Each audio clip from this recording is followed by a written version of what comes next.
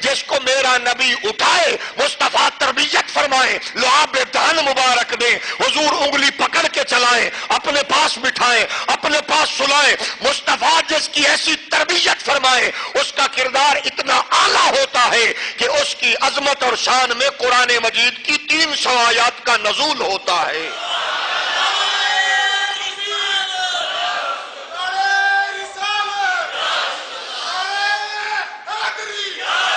اللہ کریم قرآن مجید فرقان حمید میں علی کو مصطفیٰ کا اور مصطفیٰ کے دین کا مددگار فرما رہا ہے۔ محبت سے بولیے، فرمایا هو الذی ایدک بنصرہ وبالمؤمنین۔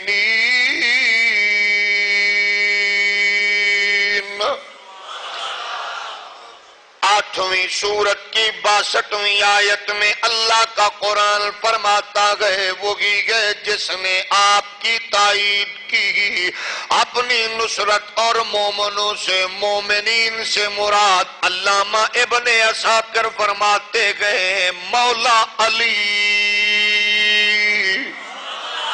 یعنی اللہ کے دین کی بھی مدد علی آ گئے بن کے، اللہ کے دین کی بھی مدد علی بن کے آ گئے۔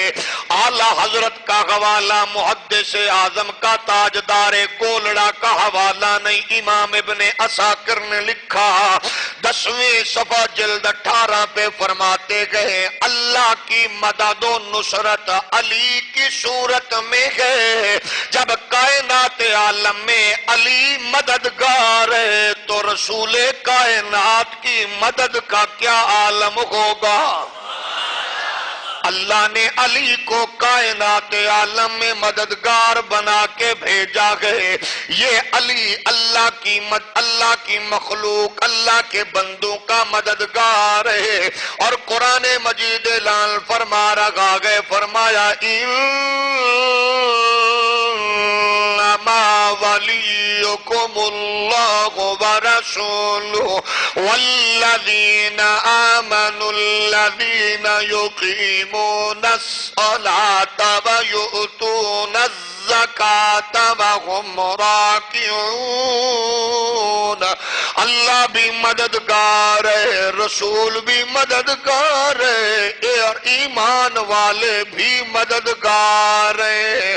اب جس کا نظریہ یہ گئے کہ کوئی کسی کا مددگار نہیں، اس سے لڑو نہ، کیونکہ مشرک کا کوئی مددگار نہیں ہوتا، جہنمی کا کوئی مددگار نہیں ہوتا، گستاخ رسول کا کوئی مددگار نہیں ہوتا، فاسق و فاجر بے حیا کا کوئی مددگار نہیں ہوتا، دین کے دشمن کا کوئی مددگار نہیں ہوتا، اور جس کی کسی سے بنی ہوئی نہ ہو اس کا کوئی مددگار نہیں ہوتا۔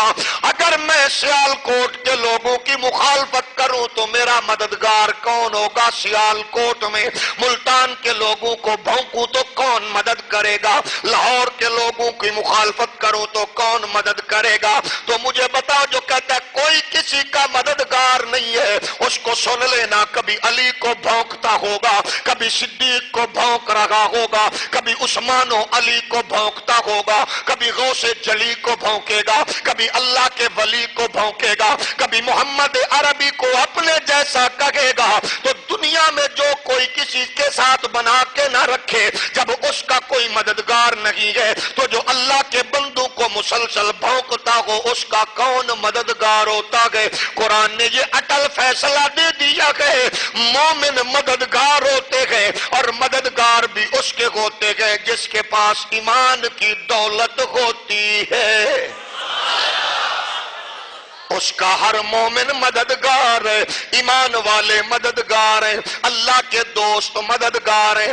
اگر میری بات پہ یقین نہیں آتا، میں نہیں کہتا کہ تم غوث جلی کو مددگار کہو، میں نہیں کہتا یا غوث العظم مدد کہو یا علی مدد کہو، لیکن یہ قرآن کی آیت تو نکال سکتے ہو تو موذیو نکالو۔ قرآن کہتا ہے انما वलियुकुम अल्लाह व रसूलुहु वल्लज़ीना आमनू। अल्लाह भी मददगार है, रसूल भी मददगार है और मोमिन भी मददगार है। अब मोमिन तुम्हारे नजदीक रियाल वाला होगा, मेरे नजदीक आमिना के लाल वाला है।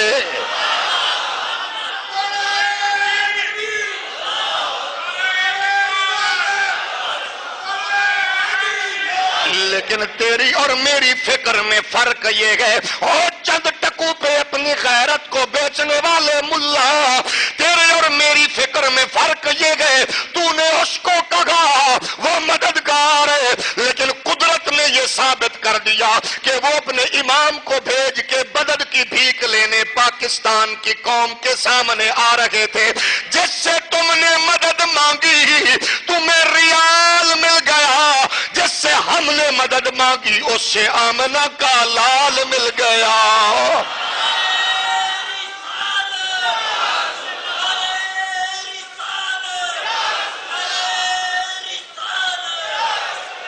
अगर फिर भी मेरी बात पे यकीन न आए तो फिर मैं अर्ज करना चाहता हूँ, रियाल वालों पे जब भी मुश्किल आती है और आती रहेगी, जब तक रोज़े रसूल पे खड़े होने वाला वो दरिंदा मेरे नबी के रोज़े को पुष्ट करके खड़ा रहेगा, तब तक तुम भिखारी बने रहोगे। तुम उसकी गर्दन को मरोड़ के उसका रुख आमिना के लाल की तरफ फेर दो, मदद लेने की जरूरत नहीं पड़ेगी।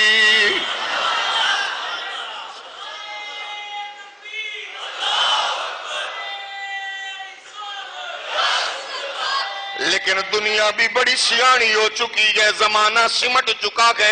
अगर शाह सलमान नबी के रोजे पे दुआ मांगे तो जायज है, अगर अब्दुल्ला रोजे पे दुआ मांगे तो जायज है, नवाज शरीफ ममनून हुसैन दुआ मांगे तो जायज है, तुर्की का सदर मांगे तो जायज है, यूएई का सरबरा मांगे तो जायज है। अगर पाकिस्तान का दरूदो सलाम पढ़ने वाला हुजूर के रोजे पे दुआ मांगे तो कुत्तों की तरह भौंकते हुए लोग कहते हैं शिर्क है, हराम है। हमने कहा जालिम हो, तुम्हारा दीन बादशाहों के लिए और है, गरीबों के लिए और है। मोहम्मद अरबी के गुलामों का दीन जो नेज़े की नोक पे होता है वही करबल की झोंक में होता है।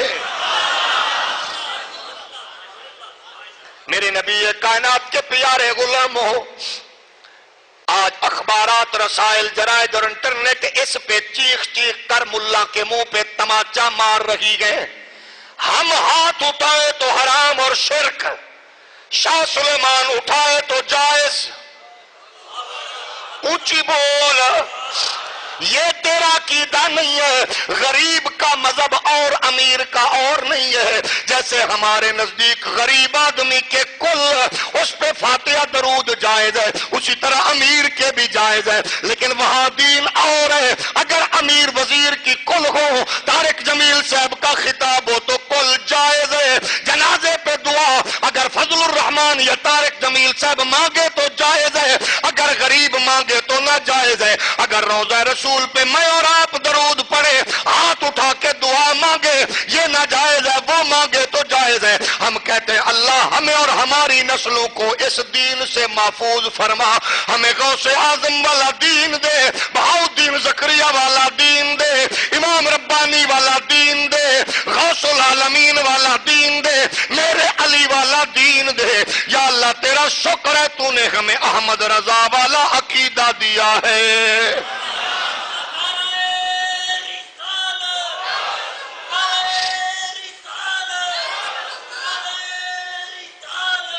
अब मेरे नबी कायनात के प्यारे गुलामों, अल्लाह के बंदे अल्लाह की मदद की सूरत बन के आते हैं। अगर किसी को यकीन नहीं आता तो उठाइए 65 की जंग का जंग अखबार उठा ले और आपके सियालकोट के करीब इलाका चविंदा, उस पर लड़ने वाले उन फौजी बहादुरों से ना पूछो, उसमें दुश्मन रसूल को, अल्लाह के बंदों की मदद का इनकार करने वाले रियाली मौलवी से कहना चाहता हूं, अपने रिश्तेदार इंडिया के, भारत के हिंदू फौजियों فوجیوں سے پوچھ لو، وہ کہتے ہیں ہم نے تو ہر صورت کوشش کی مارنے کی، کوئی ایسا بزرگ آتا سبز چولے، سبز سبز لباس والا بزرگ جو ہمیں آگے بڑھنے نہیں دیتا تھا۔ انڈیا کے فوجیوں نے جب اس بزرگ کا نقشہ کھینچا، ان علماء کو بتایا تو انہوں نے کہا یہ تو یوں لگتا ہے جیسے چونڈا کے بارڈر پہ حسنین کا بابا علی لڑ رہا تھا۔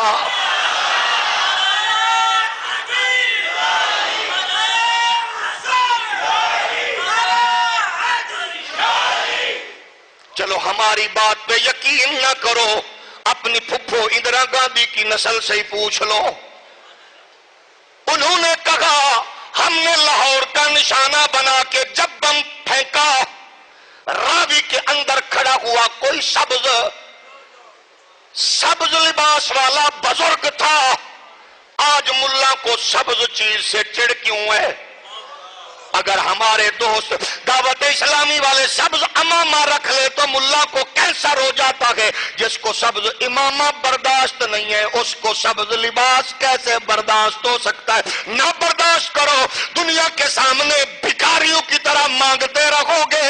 روزہ رسول کو پشت کرنے والوں تم بھیک مانگو گے، دنیا سے بھکاری بن کے مانگتے رہو گے۔ لیکن انڈیا کے جرنیل کہتے ہیں ہم نے نشانہ سیدھا کر کے بم گرایا، کسی بابے نے ہرے لباس والے نے اس کو اپنی جھولی میں ڈال کے راوی میں رکھ دیا گئے۔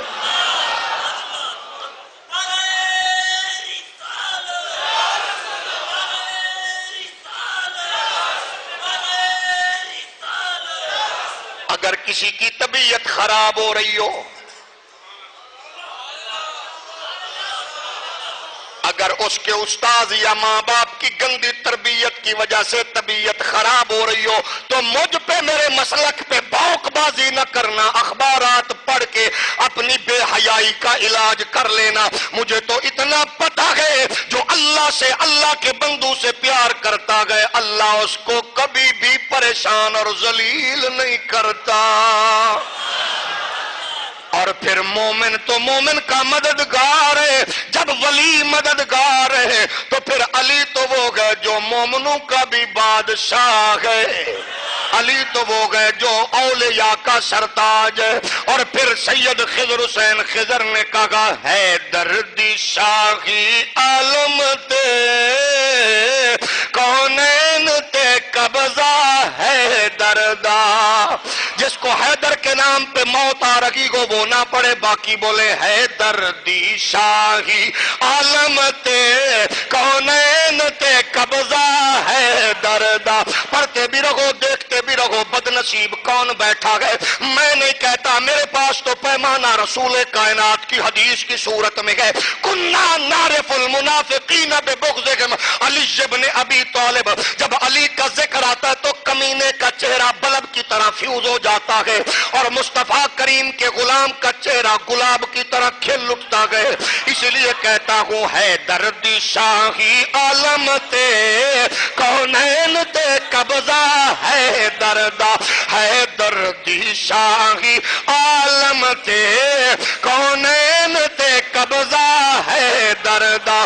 بیماروں کے لیے معافی ہے، باقی بولے ہے دردی شاہی کونین تے قبضہ ہے دردا، ہے دردی شاہی عالم تے کونین تے قبضہ ہے دردا۔ کائنات دے سہارے اے ولیاں وچ اے اچا رتبہ ہے دردا۔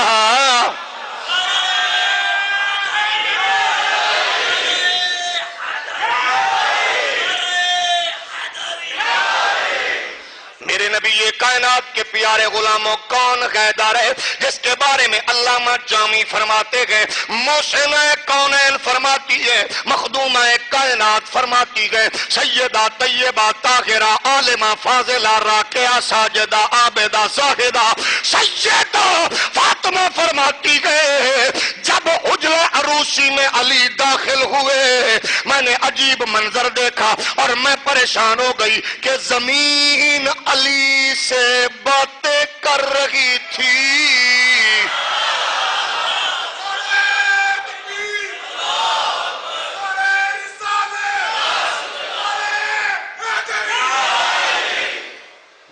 ذہنوں کے لیے معافی کا اعلان ہے، جو پہلی بار پھنسے ہو ان کے لیے بھی معافی کا اعلان ہے۔ میری مجبوری ہے کہ علی کے نام پہ جو چپ ہوتا ہے مجھے اس پہ شک ہوتا ہے۔ اب آپ کی مرضی ہے، جو چاہے کرتے رکھیں۔